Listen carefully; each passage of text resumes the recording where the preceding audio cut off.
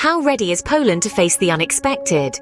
Is Poland prepared for potential crises that might threaten the country's stability and the well-being of its citizens? These questions might seem unsettling, but they are of utmost importance. For years, Poland has been living in an illusion of safety, a belief in the end of history, where major conflicts and crises are things of the past. This perception has led to a serious neglect of civil defense, a crucial component of any nation's security infrastructure.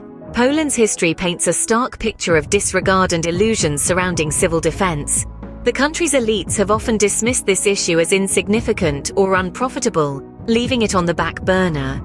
This oversight, however, comes with a high price: the safety and well-being of the citizens. For several decades, the focus has been largely on economic growth and political stability, with civil defense considered as an afterthought.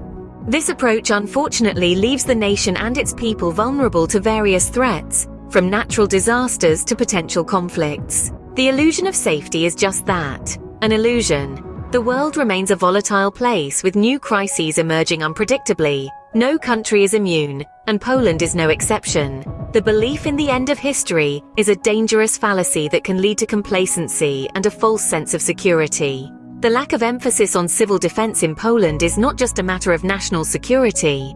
It's a matter of citizens' safety, their lives, their homes, their families. It's about the ability of a nation to protect its people when disaster strikes. It's about being prepared, being resilient, and being able to bounce back. The key takeaway from all this is the urgent need for a change in Poland's approach to civil defense. It's time to shatter the illusions, to confront the neglect, and to start treating civil defense as a priority, not an option. It's important to understand that civil defense is not just about military readiness. It's about building a society that is resilient, a society that can withstand shocks, a society that can recover from crises. It's about having plans in place, having resources at hand, and having people who are trained and ready to respond. In conclusion, the question of Poland's preparedness for potential crises is not just a question for the government, it's a question for every citizen.